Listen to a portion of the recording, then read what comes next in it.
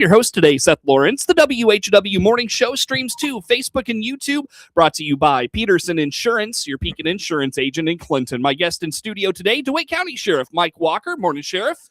Morning, Seth. How are you? Oh, trying to stay warm. I'll tell you, that's a full-time job these days. It really is. Yep, really is. Keep the house warm, all those things. So keep the house warm, watch your energy bill go through the roof. Oh my gosh, terrible. Last month was bad, but I am dreading the next one. Yeah.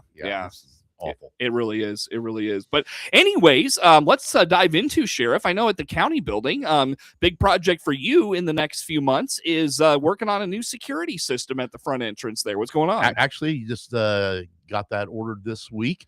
I got a message on a phone call New Year's Eve day that our x-ray machine was giving an error message. So we went over there and looked at the message, called the 800 number, and the people told us that that x-ray machine was no good any longer. That error message meant that it was done. They also informed us that the reason why they couldn't service it was because that machine had been in service since 1997, and they had stopped supporting it in 2011. So, talk about getting your money out of things. We were fortunate enough we got our money out of that, money's worth out of that. So our next step was to ask them, okay, so can you give us a quote for a new one? And that company no longer does x-ray machines. So got back in the office after the first year holidays and contacted the Sheriff's Association to get the name of the vendors. We have a vendor hall at one of our sheriff's conference in the summer, and the Sheriff's Association provided me with those two vendors. I know they're trusted vendors since they're with the Sheriff's Association, and got a hold of them and got a quote for a new updated state-of-the-art machine. Okay, so, nice, very good. Went to public safety meeting and presented it to them. And didn't have the full quote at that point, but they approved if we got the quote to send it on to the full board. The other issue we thought it was going to be over the $30,000 limit where you have to put those things out for bid. Talk to the state's attorney. One way you can avoid that process, which is a long drawn out process, is to be able to declare it an emergency. Talk to the state's attorney, and he felt with the fact that it causes some security issues, causes some safety issues, that it was indeed an emergency to do that. So at the last county board meeting, we had the quote, presented that to them, and it's going to be $34,700 for a new one. Got with a vendor. They had to send a site survey and some other paperwork. Got that all submitted. So hopefully within the next 90 days, we have a new x-ray machine. There you go. Yeah, sure. So what are you doing for security in the meantime? Well, right now, anybody that comes in with a purse or a bag or anything, our court security officers have to go through that manually. They have to open it up, take a look at it, which puts them at risk. If there is, fortunately we don't have it happen, but if that person has something, with sharps in there, could cut them or something along those lines, puts them at risk of that. Puts them at risk if if we have somebody's coming to court that's a drug user and they have any residue or anything in there that could expose them to exposure to a narcotic. So it's making it a little bit more difficult. Anytime you're having to manually do that type of search, it also puts you at risk of missing something. So it puts our employees at risk. So I got a great group of guys over there. They're all former law enforcement or security people, so they know how to do these things.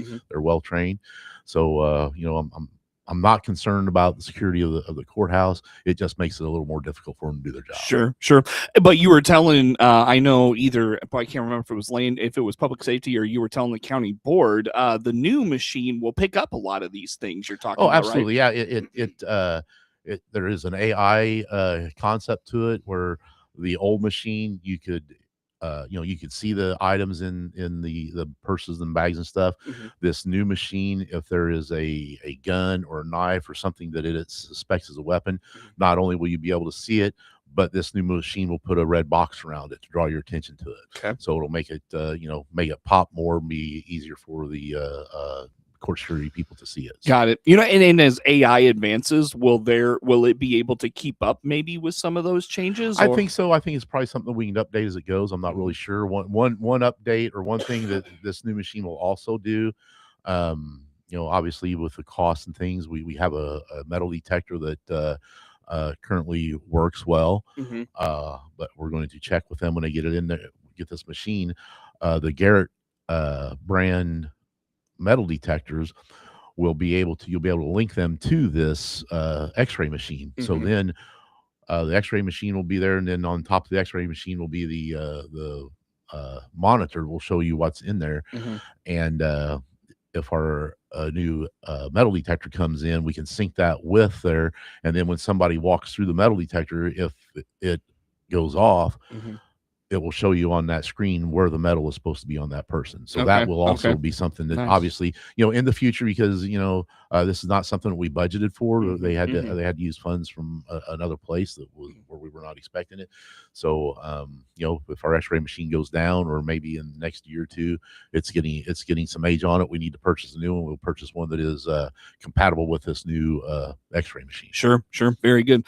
DeWitt County Sheriff Mike Walker in studio with us here for this morning. Anything on that, Sheriff, we didn't touch on you want to put out there for us? No, it's just that x-ray machine's been over there for years and years, and we're very fortunate that our county budgets in a way to where they have contingency funds and things like that for if something comes up.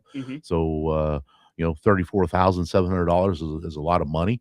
But the salesman assures me for what we use this for, it'll be money well spent. Sure.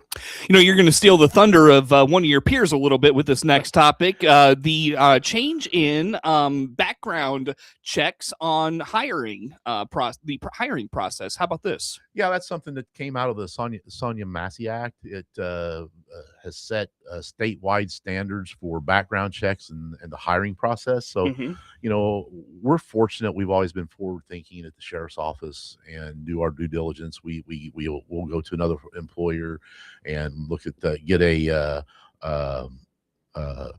waiver signed by the applicant and be able to look at things.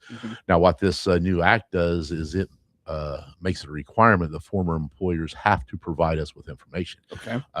We haven't seen any effects of that eliminating people, but as a Task Force 6 board meeting, drug task force meeting, and chief of Bloomington PD was talking, said they've had a couple of people they probably would have hired in the past because they look good. They get all the way down to that last part where we start doing the background, and they get some information from a former employer that they may not have gotten before, and that eliminates them. So it's a good thing. It's setting the standards in the state for everyone. And one of the things that we also have to do that we didn't have to before is there is a form on the Illinois Law Enforcement Training Standards Board that we have to print that off. We have to verify that we did A, B, and C, and then put that in that person's file. And I believe we also have to send it into ILETSB as well. So talk to me a little bit about what the protocol in the past was then on those background checks. Well, for us, I mean, nothing much has changed. I mean, it with our hiring process, you go on to the National Testing Network, you take the test, fill out an application, you pass that, we review your scores and everything, and then we'll call you in for an interview. We'll do the interview, and during that interview, if we think you're somebody that we would be interested in, the next process is the background, which we start our background with everybody with over 200 question pre-background questionnaire. They fill that out, we give it to our detective, and then he starts the process going through that, looking at that, see if there's any red flags, and then after that we start contacting former employers. We contact references. One of the things we also do is we ask a reference, is there anybody else that you think we should talk to that may know this person, give us more information, and then we would always have them sign a waiver that we could go and look at their previous employers' employment records and things like that. Now, Mhm. even though we had that a waiver, there were some employers that would not give us that information. They would Mm. give us the standard. They worked here from this date to this date, Mm. which, as an employer trying to hire somebody, that's a red flag, because Mm. if they're not willing to give us more information than that, there may have been an issue. So now.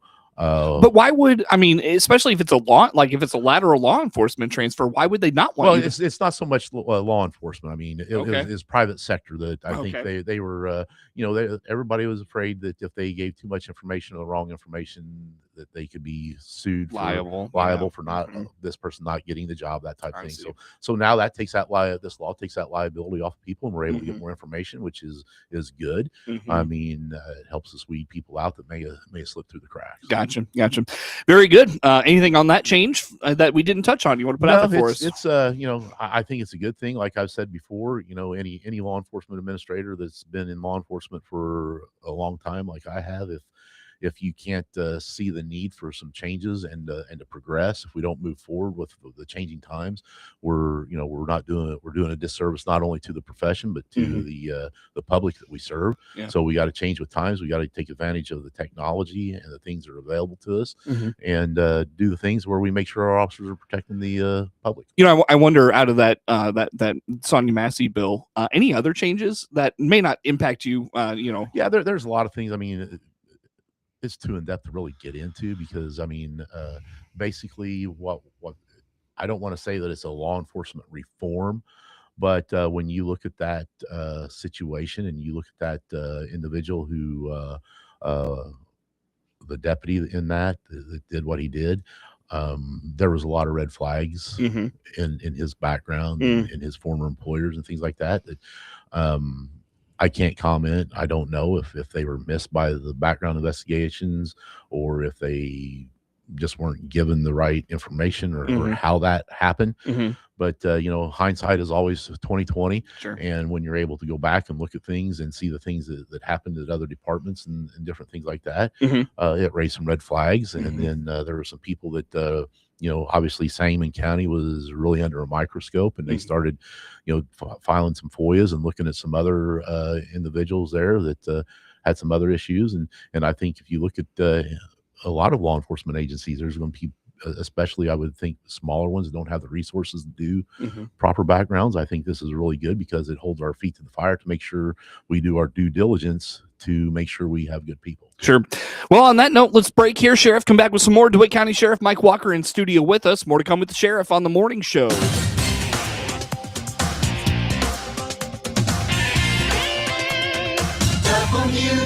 WHOW.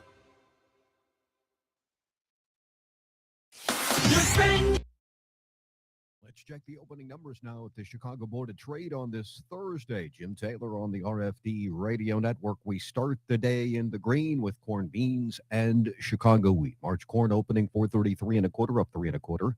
May corn up 3, 441, and December new crop 459 and 3/4, up 2 pennies. March beans 1083 and a half, up 8 and a half. May beans up 8 3/4, 1096 and a half. November new crop 1096 and a half, up 6 and a half. March Chicago wheat 543 and a quarter, up 7 and a quarter. May wheat up 6 3/4, 551 and a quarter. July wheat up 6 and a half, 561 and a half. March KC wheat 547 3/4, up 5 and a half. March bean meal $300.40, up 260, and March bean oil $54.65, up 34 cents. Opening numbers on this Thursday morning. Jim Taylor on the RFD Radio Network.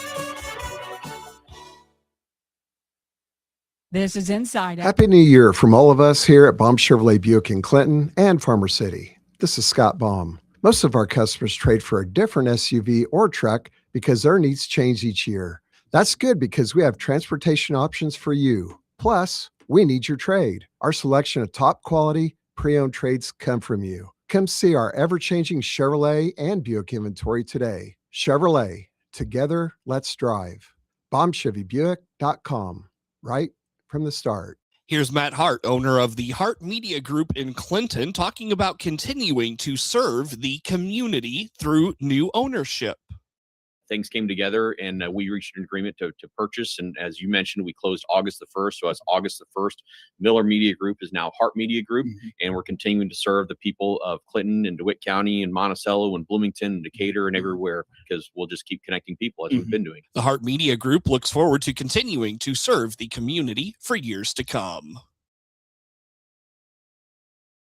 Your friend in Central Illinois, WHOW.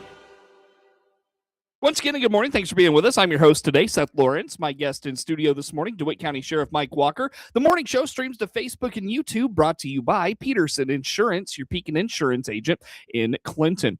Sheriff, I had State Senator Sally Turner on the show a week or two ago, and one thing that she hinted at was, and I've heard a little bit of this, is potentially reform to the safety legislation. Obviously, election cycle coming around. There's probably a lot of constituents in Democratic areas that are not real thrilled about this legislation.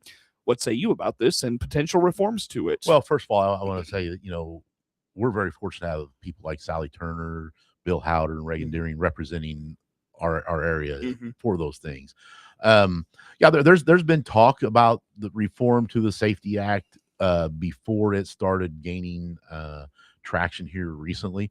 The Sheriff's Association has had discussions with legislators about different things that are issues with that. Part of the problem with the Safety Act and some other things is the people who need to have a seat at the table with this in discussions haven't been allowed to. I mean, just like the Sheriff's Association, there's certain groups and committees that by statute, either the Sheriff's Association, there's supposed to be a sheriff appointed to those groups, or a chief or whatever, and the governor refuses to make those appointments. Our president, the sheriff of McDonough County, Nick Pettigo, just recently sent the governor a letter expressing the association's concern for not doing that. And I think if they would just have people, whether it's our executive director of the association, who's also a part-time police officer, have him at the table, or a sheriff or chief or both, people who are dealing with this with their people and front line, and listen to us and say, okay, you want to do A, but if you do A, it's going to cause this. So how about let's do this instead? You're not going to get everything you want, but it's a happy median, and that's one thing that I've always said with the Safety Act and the no cash bail. There's certain crimes that when something happens, it's good to have a cooling period, and if you take somebody to jail and they have to sit there for a day or two before they go to court, waiting on bond, it somewhat removes the threat. But when you're bringing some of these people in and you're booking them and kicking them out the door, we're having issues. You're coming at this from a reasonable public safety stance, but common sense, right? But at the end of the day, it is a political issue, and I don't think I don't think there is a political appetite for change. I think if there was enough of an outcry where there would be political consequences, you might see this change. I think there is a public outcry for it, not just here, but I think in I agree in Cook County and up right. north. But are voters going to make these legislators? That's what's going to have to happen coming up, and obviously, we live, in my opinion, we live in the greatest country in the world. We have our opportunity to go to the polls and cast our vote and have our voices heard. But Darren Bailey was here at Hardy's here a couple weeks ago, and he talked about the last election. When you only have 43% of the voters come out and vote, then you got 57% of the people that have a say in something that are sitting quiet and not voicing their opinion. And that's something you got to take advantage of that to make your voices heard. You're kind of preaching to the choir with this audience. I feel like, but I mean, we're very fortunate to live in a very I don't want to say conservative, but a very common sense minded community that they understand the consequences of elections. Understand it, and we are fortunate that we haven't seen any of the bad things happen like they've seen in Chicago. Knock on Yeah, wood. knock on wood. We haven't seen somebody being burned on a train or the things that have happened in other places. In New York, no cash bail system, things like that. But one of the things that people don't realize when we eliminate the cash bail system was under fire for quite a while.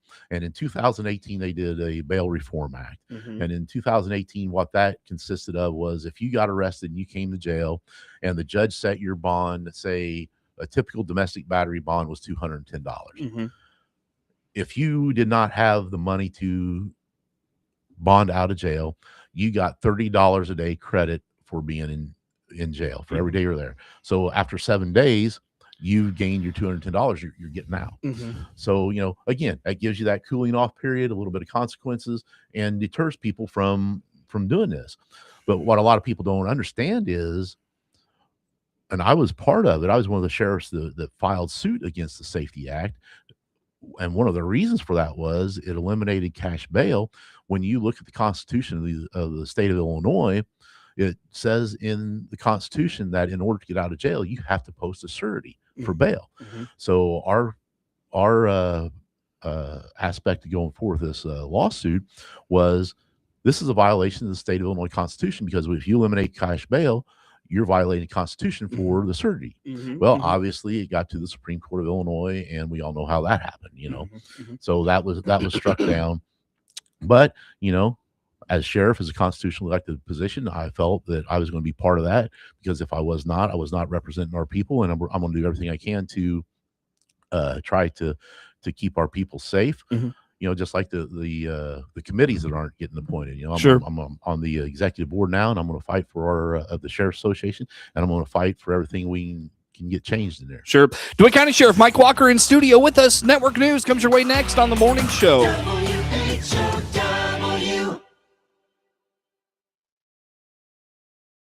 The Big 1520 WHOW Clinton, along with 92.3 FM Clinton and 106.5 FM Bloomington Normal. Breaking news this hour from Town Hall. I'm Rich Thomason. We are hearing from Border Czar Tom Homan, dispatched to Minneapolis by President Trump for talks with state and local officials regarding